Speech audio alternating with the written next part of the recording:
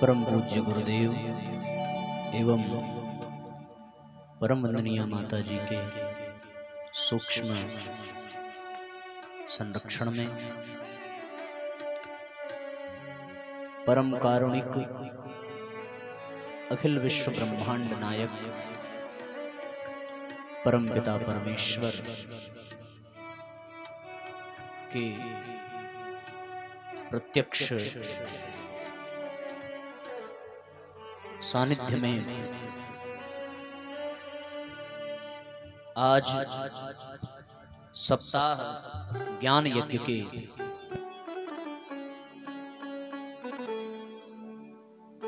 चतुर्थ सत्र में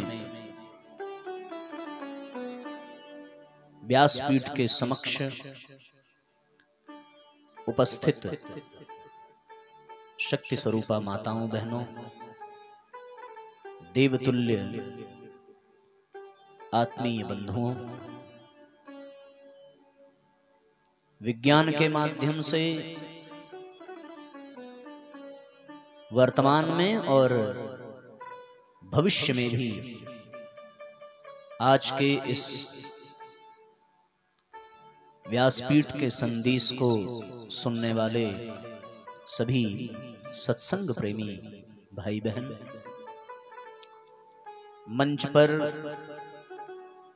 इस कार्यक्रम की शोभा बढ़ाने वाले, चार चांद लगाने वाले हमारे सभी संगीत के भाई, आचार्य पद की जिम्मेदारी संभाल रहे हमारे आदरणीय आचार्य जी, जो पिछली कथा से भी संपर्क में आए, साथ में हैं, आप सभी के हृदय में विराजमान परमपिता परमेश्वर को नमन करते हुए, वंदन करते हुए आज के सत्र का शुभारंभ करते हैं।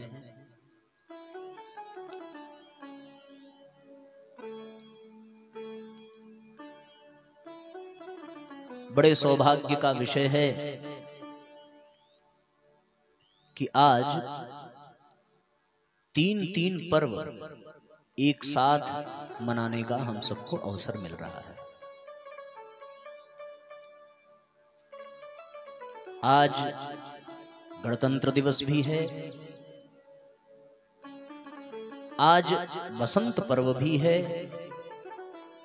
और आज इस कार्यक्रम के परिप्रेक्ष्य में भगवान के जन्मोत्सव का भी पर्व है।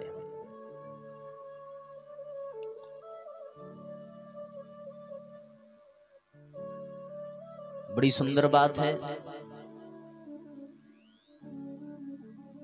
शास्त्र ये कहता है वसंत पर्व के दिन ही मां सरस्वती का प्राकट्य हुआ था।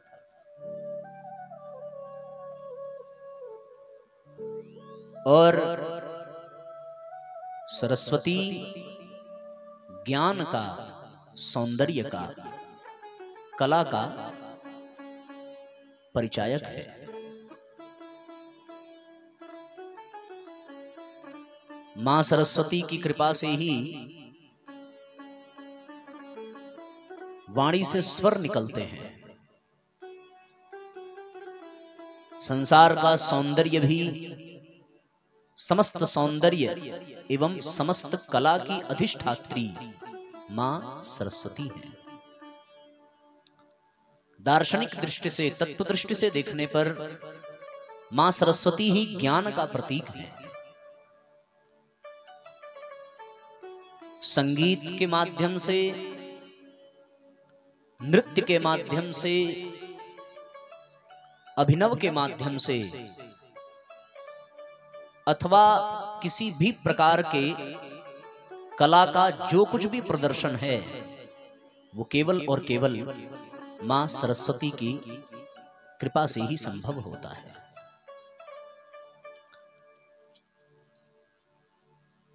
सरस्वती सौंदर्य का भी प्रतीक है। उनका जो वाहन है वो वाहन मयूर सौंदर्य का प्रतीक है। और जिसके जीवन में सौंदर्य और जिसके जीवन में कला न हो, उसका जीवन पशु के समान होता है। कला विहीनः पशु पक्षी पुच्छहीनः। बिना पूंछ वाला पशु वो मनुष्य बन जाता है जिसके जीवन में कला का अभाव होता है। ऐसे देखा जाए तो प्रत्येक मनुष्य के जीवन में प्रकृति प्रदत्त कुछ न कुछ विशेषता, कुछ न कुछ कला रहती है, और उसके उसी कला के कारण उसके व्यक्तित्व का परिचय होता है। तो कला की देवी, सौंदर्य की देवी और ज्ञान की देवी मां सरस्वती का अवतरण दिवस आज बसंत पंचमी पर हम सब यहां अनुभव कर सकते हैं। जिसके जीवन में कला हो, जिसके जीवन में सौंदर्य हो और जिसके जीवन में ज्ञान हो, वास्तव में उसी का जीवन वसंत की तरह खिल पाता है। केवल ज्ञान हो पर उस ज्ञान को व्यक्त करने का, उसकी अभिव्यक्ति का जीवन में उसकी कला न हो। ज्ञानी बहुत बड़ा हो पर वो अपने ज्ञान को व्यक्त ना कर सके, बता ना सके, उसको रखने की कला उसके पास न हो, तो उसका ज्ञान किसी काम का नहीं रह जाता। केवल ज्ञानी हो जाना पर्याप्त नहीं है। ज्ञानी होने के साथ साथ ज्ञान को प्रकट करने की कला भी होनी चाहिए। विधाएं अलग अलग हो सकती हैं। बड़े बड़े ज्ञान का प्रदर्शन नृत्य के माध्यम से भी हो सकता है। नृत्य भी एक कला है। और बड़े बड़े ज्ञान का प्रदर्शन संगीत के माध्यम से भी हो सकता है। गोस्वामी तुलसीदास जी हैं, कबीरदास जी, सूरदास जी, मीराबाई, रहीमदास जी, इन्होंने अपने प्राप्त ज्ञान को अपने पद के माध्यम से, अपने कविता के माध्यम से, काव्य के माध्यम से, अपने संगीत के माध्यम से समाज के सामने प्रस्तुत किया। और उनकी प्रस्तुति का ढंग ऐसा कि व्यक्ति को अपने जीवन में एक दिशा मिल सके, एक निर्देश प्राप्त हो सके। तो बिना क्या कला के ज्ञान भी अधूरा है।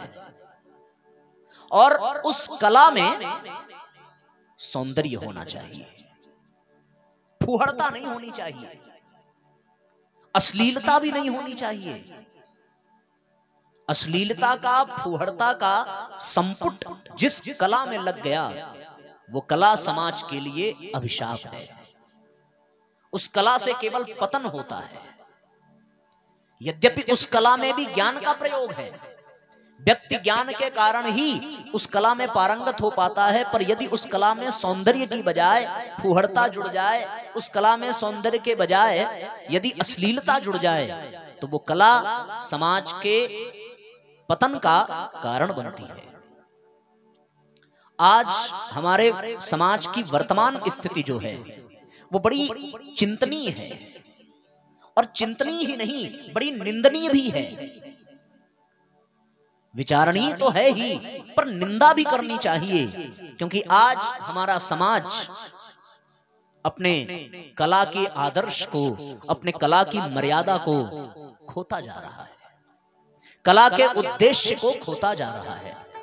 इस कला का निर्माण मां सरस्वती की कृपा से इसलिए हुआ था कि व्यक्ति के व्यक्तित्व को उत्कृष्टता की ऊंचाई तक पहुंचाया जा सके, उसे एक सिद्धांतवादी, एक आदर्शवादी जीवन जीने की प्रेरणा दी जा सके इन कलाओं के माध्यम से।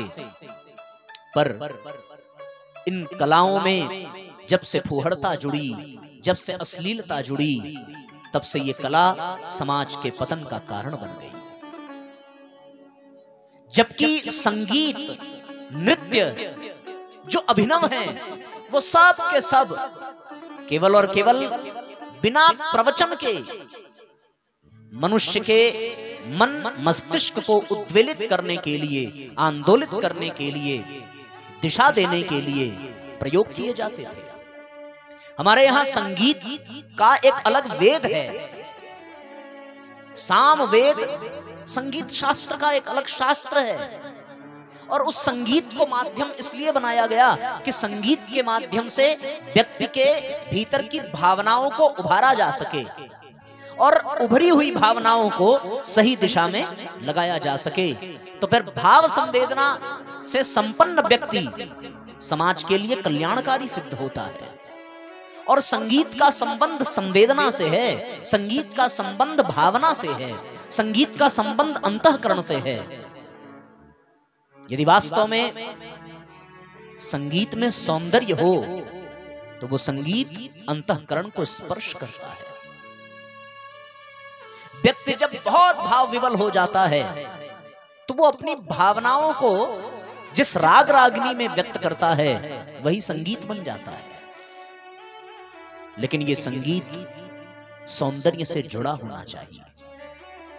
यदि इस संगीत में सुंदरता समाप्त हो जाए, अश्लीलता जुड़ जाए, फूहड़ता जुड़ जाए, तो फिर ये संगीत समाज के पतन का कारण बन जाता है। इसलिए भैया मां सरस्वती जो ज्ञान की देवी है, एक हाथ में उनके वेद है, शास्त्र है, पुस्तकें हैं। जिन्होंने मां सरस्वती का चित्र देखा होगा, वो ज्ञान का प्रतीक है। और सरस्वती का जो ज्ञान है, तो ये वसंत पर्व ज्ञान के अवतरण का पर्व है। पर उस ज्ञान में कला भी होनी चाहिए। यदि कला के बिना वो ज्ञान हो तो वो बड़ा रूखा सूखा होगा, बड़ा कर्कश होगा। जैसे बंजर भूमि जो होती है, वो बंजर भूमि कला विहीन ज्ञान के समान होती है। लेकिन जब ज्ञान में कला जुड़ जाए, ज्ञान में सौंदर्य जुड़ जाए, तो फिर उस बंजर भूमि में जैसे कोई फसल लहलहाने लगे और चारों तरफ हरियाली ही हरियाली दिखे, तो निश्चित रूप से वो ज्ञान बड़ा आनंददायक हो जाता है। बड़े बड़े ज्ञानी हुए हैं, पर जिसके ज्ञान में सौंदर्य ना हो, जिसके ज्ञान में कला ना हो, उसका ज्ञान अहंकार बन जाता है। और जिसके ज्ञान में कला जुड़ जाए, जिसके ज्ञान में सौंदर्य जुड़ जाए, उसका ज्ञान अहंकार नहीं संस्कार बन जाता है। बसंत पंचमी का ये पर्व हमें एक ही संदेश देता है कि एक तरफ मां सरस्वती हाथ में पुस्तक लेकर के ज्ञान का प्रतिपादन करती हैं, दूसरी तरफ हाथ में वीणा लेकर के कला का प्रतिपादन करती हैं, और तीसरी तरफ मयूर को वाहन बना करके वो सौंदर्य का भी प्रतिपादन करती हैं। तो ये ज्ञान, कला और सौंदर्य, हमारे यहाँ तीन चीजें हैं, सत्यम, शिवम और सुंदरम। ज्ञान को सत्य से जोड़ो, वही ज्ञान ज्ञान है जो तुम्हें सत्य की ओर ले जाए। और कला वही श्रेष्ठ है जिसमें शिवम हो, शिवम अर्थात कल्याणकारी। और फिर सौंदर्य, शिवम सुंदरम, सुंदरता की ओर जो ले चले, जिससे मन मुग्ध हो जाए। देखो, अश्लीलता से मन मुग्ध नहीं होता। कोई स्त्री वस्त्र धारण करके आभूषणों से सुसज्जित हो, वो अधिक आकृष्ट लगेगी। पर यदि कोई निर्वस्त्र हो तो वो आकृष्ट नहीं लगेगी। वो तुम्हारे भीतर के राक्षस को भले वो जगा दे, पर तुम्हारे भीतर के देवत्व को वो कभी नहीं जगाएगी। इसलिए ज्ञान सत्य से जुड़ा हो। वो ज्ञान ज्ञान नहीं है जो तुम्हें सत्य से दूर कर दे। सत्य से दूर करने वाला ज्ञान केवल छलावा है, केवल प्रपंच है, केवल कपट है। इसलिए उस ज्ञान से बचो जो तुम्हें सत्य से दूर करता है। और फिर उस कला से भी बचो जो कल्याणकारी नहीं है। जो तुम्हारे भीतर की पशुता को जगावे, जो तुम्हारे भीतर के अश्लीलता को जगावे। ऐसे गंदे साहित्य, ऐसे गंदे गीत, ऐसे गंदे नृत्य, ऐसा गंदा अभिनव, वो सब त्याग देने के योग्य है। जो हमारे विचारधारा को कलुषित करे, जो हमारी भावना को कलंकित करे, उस कला से बचना चाहिए। यद्यपि वो आकृष्ट करेगा, क्योंकि मन है, मन की प्रवृत्ति है नीचे की ओर जाना, पर ऐसे मन की प्रवृत्ति से खुद को रोकना है। इसीलिए मन का निग्रह करना चाहिए, और मन के निग्रह का ही तात्पर्य है कि ऐसी कला से अपने आप को बचाओ जो पतन की ओर ले जाए। आज हमारी माताएं बहनें ऐसे बहुत से सीरियल देखते हैं, जिन सीरियलों में पारिवारिक प्रपंच कूट कूट करके भरा होता है। जो बहुएं होती हैं उनको किस तरीके से परेशान करना चाहिए, जो ननद होती है वो कैसे छल करती है, ऐसे तमाम सीरियल्स निकले हुए हैं। और न केवल सीरियल्स बल्कि बॉलीवुड के माध्यम से, और अब तो भोजपुरी सिनेमा में भी ऐसे ऐसे गंदे गाने, ऐसे ऐसे गंदे साहित्य, ऐसे ऐसे गंदी फिल्में जो हमारे समाज के लिए कलंक का कारण है, जिसे आप परिवार के साथ बैठ करके देख नहीं सकते, अपने बच्चों के साथ, अपने घर की महिलाओं के साथ। ऐसे फिल्मों से, ऐसे गीतों से, ऐसे साहित्यों से बचने का संदेश ये बसंत पर्व देता है। बचो इससे। तो ज्ञान, कला और सौंदर्य, ये तीन ही प्रतीक हैं बसंत पर्व के। यदि जीवन में वो ज्ञान मिले जो सत्य की ओर ले जाए, यदि जीवन में वो कला मिले जो कल्याण की ओर ले जाए, और यदि जीवन में वो सौंदर्य मिले जो दिव्यता की ओर ले जाए, जो भव्यता की ओर ले जाए, तो बसंत पर्व सार्थक हो जाता है। और फिर मां सरस्वती का अवतरण दिवस कल्याणकारी हो जाता है। हम सभी बसंत पर्व पर इसको समझने का प्रयत्न करें, इसको जानने का, इसको अनुभव करने का प्रयास करें। आइए वाणी की देवी मां सरस्वती का भावपूर्वक नमन वंदन करते हुए उनसे प्रार्थना करें कि हे मां, हमारे जीवन में सत्य से परिपूरित वो दिव्य ज्ञान हमें प्राप्त हो, और वो सौंदर्य प्राप्त हो जो दिव्यता की ओर ले चले, वो कला प्राप्त हो जो हमें कल्याण की ओर ले चले। जय जय जय हे वीणा पाणी, जय जय जय हे वीणा पाणी, जय जय जय हे वीणा पाणी, जय जय हे वीणा पाणी। शिव कल्याणी मात भवानी, शिव कल्याणी मात भवानी, जय जय जय हे वीणा पाणी, जय जय जय हे वीणा पाणी।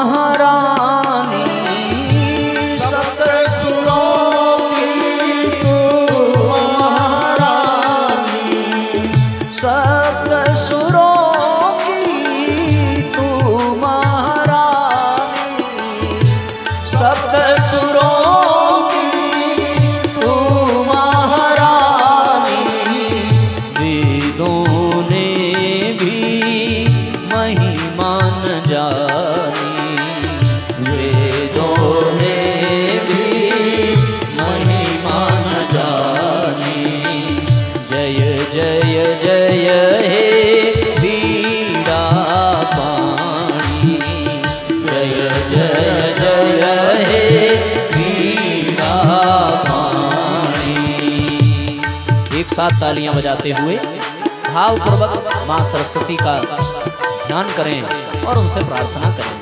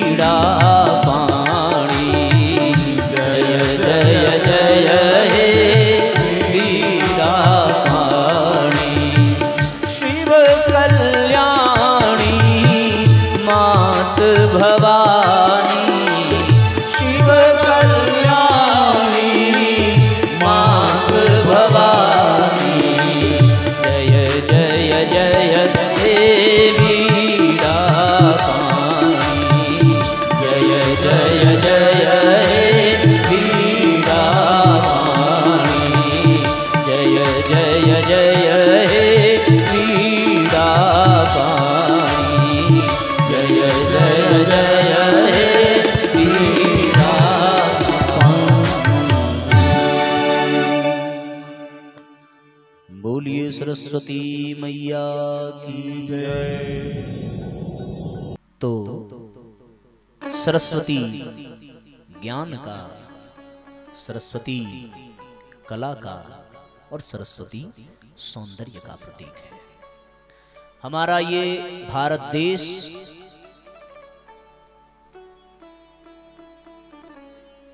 जिसका नाम भारत है,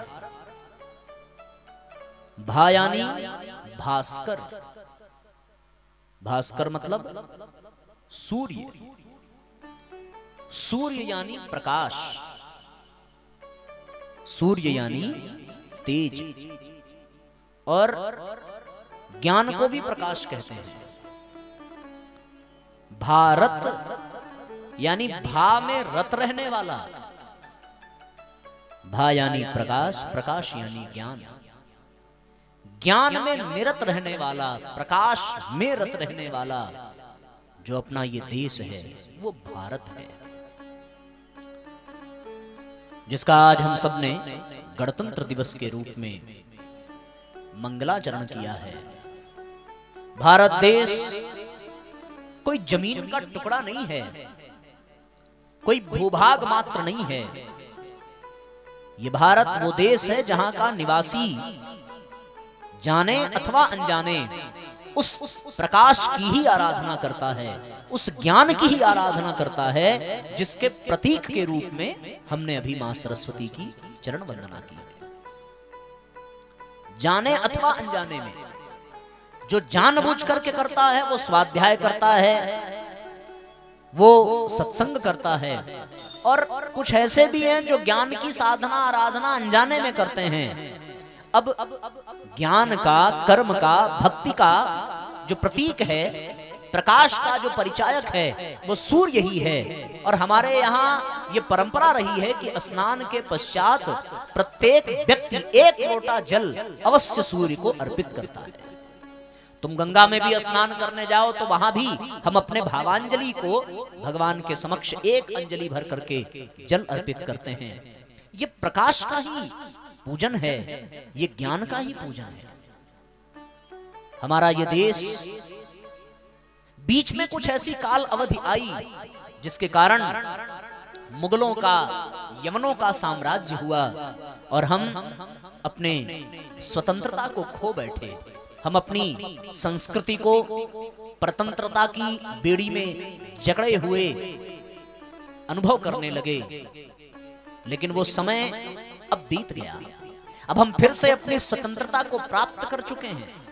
हमारा अपना गणतंत्र है, हमने अपना संविधान बना लिया, और ऐसा संविधान जिसमें प्रत्येक भाषा, प्रत्येक संप्रदाय, प्रत्येक जाति, प्रत्येक वर्ग के सामूहिक हित के लिए है। वर्तमान में जो हमारे प्रधानमंत्री हैं उनका एक उद्घोष, उस उद्घोष पर वो कितना काम कर रहे हैं वो विषय अलग है।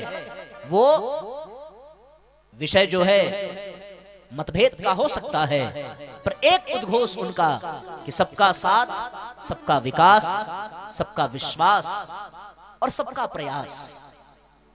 ये उद्घोष इस बात का परिचायक है कि इसमें सबके लिए है, सबके द्वारा है और सबका है। ये सामूहिक है, जिसमें जाति का भेद नहीं है, जिसमें लिंग का, संप्रदाय का, भाषा का, स्थान का कोई भेद नहीं है। अब हम अपने संविधान में अपनी स्वतंत्रता को प्राप्त कर चुके हैं। फिर जो स्वतंत्रता मिली है, ये स्वतंत्रता केवल भूभाग के दृष्टि से ही न रहे, ये नैतिक स्वतंत्रता का भी विषय होना चाहिए। ये सामाजिक कुरीतियों को समाज से मिटा करके सामाजिक स्वतंत्रता का भी विषय होना चाहिए। और केवल जमीनी स्वतंत्रता नहीं, केवल भौगोलिक स्वतंत्रता नहीं, अपनी नैतिक स्वतंत्रता, अपनी चारित्रिक स्वतंत्रता, अपनी आध्यात्मिक स्वतंत्रता भी होनी चाहिए। और ये आध्यात्मिक स्वतंत्रता, ये नैतिक स्वतंत्रता जब हमारे देश में थी तो उसका केवल एक कारण था कि जैसा इस देश का नाम है वैसा ही इस देश के निवासियों का काम था। नाम भारत है तो काम भी भारत जैसा था। भा यानी भास्कर, भास्कर यानी प्रकाश, प्रकाश यानी ज्ञान, ज्ञान के इर्द गिर्द निरत रहने वाला अपना ये देश तब अपनी आध्यात्मिक ऊंचाइयों को प्राप्त कर सका था। एक छोटा सा प्रसंग याद आता है कि जब स्वामी विवेकानंद 4 वर्षों के बाद शिकागो के धर्म सम्मेलन से बाहर भारत वापस लौटे और उनका जहाज आकर के रुका, तो उनके स्वागत के लिए कलकत्ता के बड़े बड़े लोग, बड़े बड़े जज उनके स्वागत के लिए पहुंचे थे, क्योंकि वो फॉरेन रिटर्न हो चुके थे। हमारे यहाँ विदेश से लौटने वाले की बड़ी महिमा होती है, और हमारे वैचारिक परतंत्रता का सबसे बड़ा यह परिचायक है कि हम उसी को श्रेष्ठ मानते हैं जो विदेश से इंपोर्ट किया गया हो। जब तक वो विदेश से नहीं लौट करके आता तब तक उसको वो सम्मान, वो मान्यता देने से हम लोग कतराते हैं। आपको तो मिलेगी, आप तो बैंकॉक से रिटर्न हो, पर हम लोग अभी विदेश नहीं गए। तो हमारे प्रभात भैया, प्रभात भी बड़ा सुंदर नाम है। प्रभात मतलब ब्रह्म मुहूर्त का समय, वो प्रभात भी भास्कर की कृपा से होता है।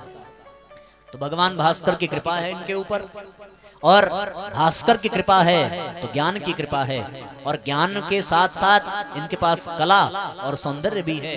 आप देख ही रहे हैं, बहुत पहले से आप लोग देख रहे होंगे, हम तो अभी देख रहे हैं। तो आप रिटर्न हो फॉरेन से, तो आपकी महत्ता हम लोगों से ज्यादा है। वैचारिक स्वतंत्रता और वैचारिक परतंत्रता यही है।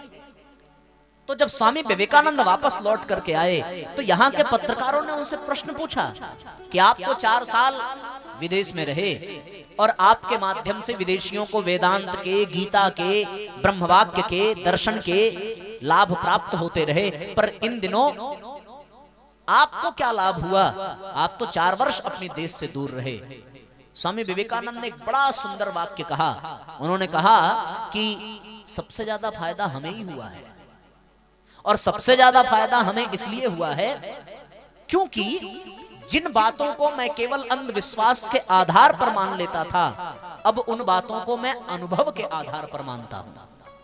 अभी तक मैंने सुना था कि ये देश ऋषियों का देश है, इस देश में योग, आध्यात्म, विज्ञान अपने चरम पर है।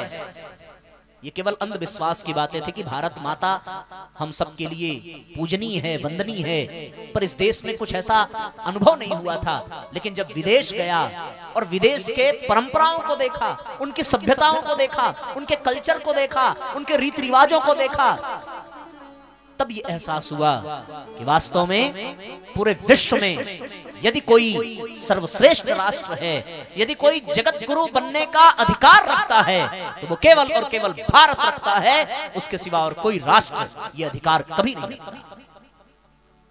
हर वो आत्मा जो परमात्मा को पाना चाहती है, उसे एक न एक बार भारत की धरती पर अवश्य जन्म लेना पड़ेगा, क्योंकि अपने आत्मा की उत्कृष्टता को प्राप्त करने के लिए जिस योग, जिस प्राणायाम, जिस अध्यात्म, जिस ज्ञान, जिस विज्ञान, जिन सूत्रों की आवश्यकता है, वो केवल इसी धरती पर मिल सकता है। जिस धरती पर अध्यात्म की रेखा खींचने वाले ऋषियों ने ब्रह्म तक को प्राप्त कर लिया और ब्रह्म को पुत्र बना करके दिखा दिया। इतनी उत्कृष्टता उनकी साधना में।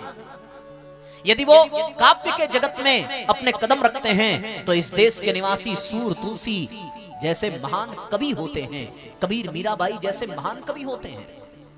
जिस देश में विज्ञान के क्षेत्र में यदि कोई कदम रखता है तो यहाँ पर जगदीश चंद्र बसु जैसे, डॉक्टर एपीजे अब्दुल कलाम जैसी वो दिव्य विभूतियां पैदा होती हैं, जिन्होंने विज्ञान की एक नई परिभाषा, एक नया आयाम निकाल करके रख दिया।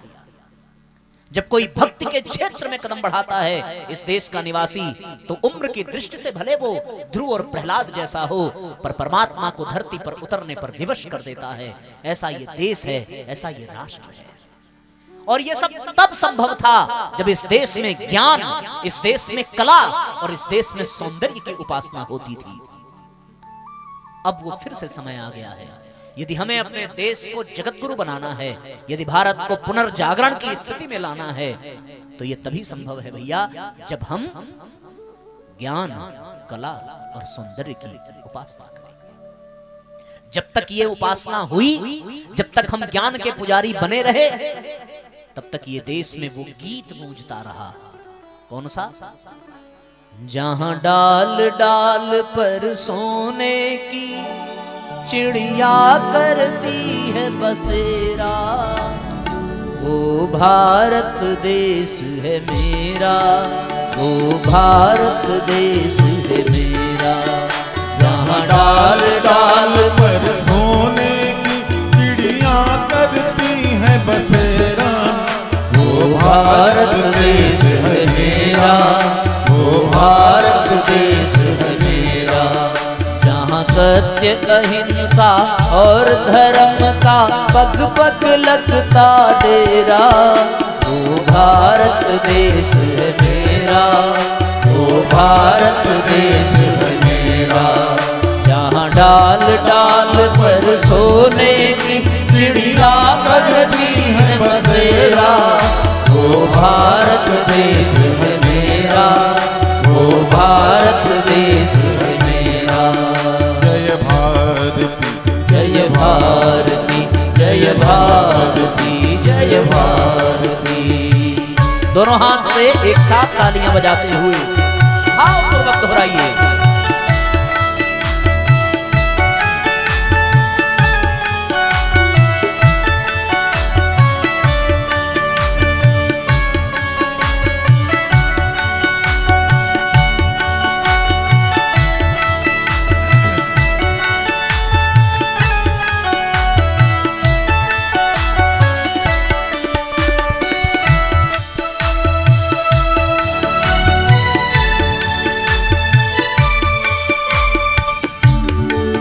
ये धरती वो जहाँ ऋषि मुनि जपते हरि नाम की माला।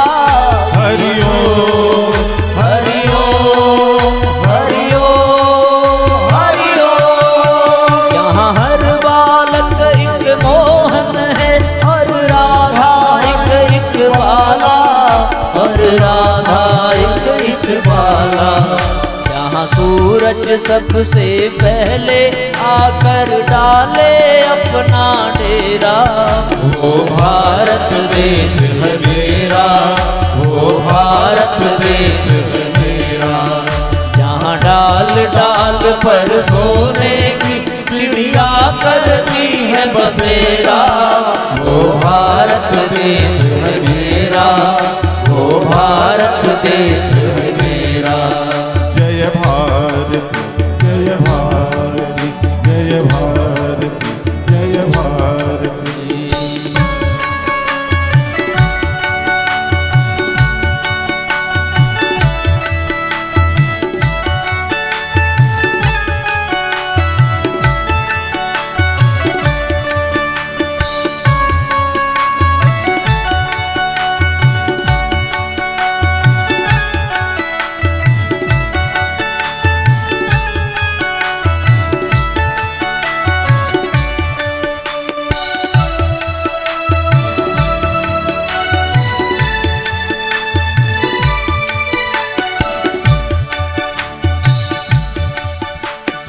आसमान से बातें करते मंदिर और शिवालय। हरि ओम हरि ओम हरि ओम हरि ओम। जहाँ किसी नगर में किसी द्वार पर कोई न ताला डाले, कोई न ताला डाले। प्रेम की बंसी जहाँ बजाता होता शाम सवेरा। वो भारत देश है मेरा, वो भारत देश है मेरा। यहाँ डाल डाल पर सोने की चिड़िया करती है बसेरा। वो भारत देश है मेरा, वो भारत देश है मेरा। बोलिए भारत माता की, भारत माता की जय हो। दोनों हाथ ऊपर उठा करके एक साथ तालियां बजाइए।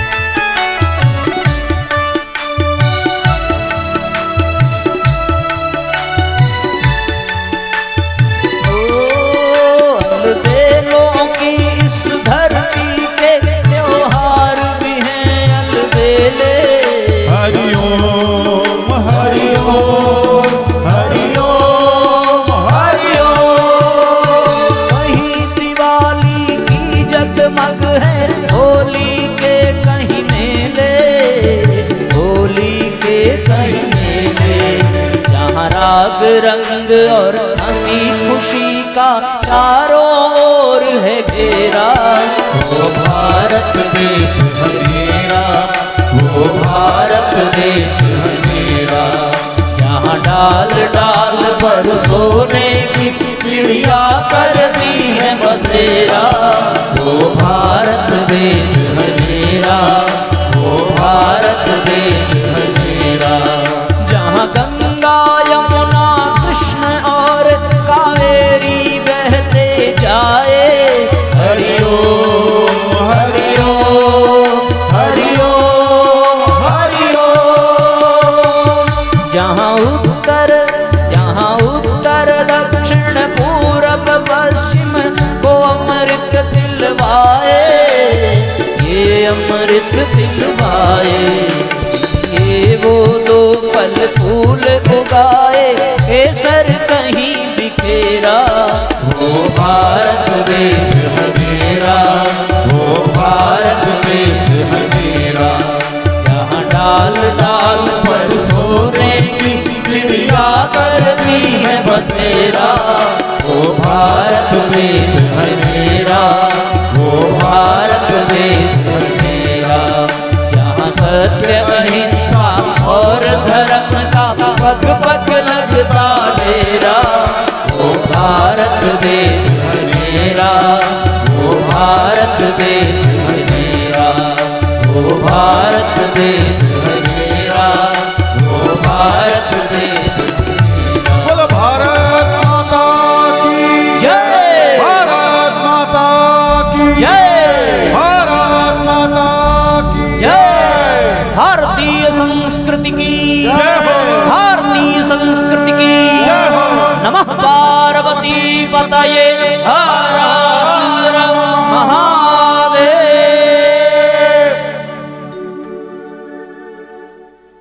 वो भारत देश है मेरा।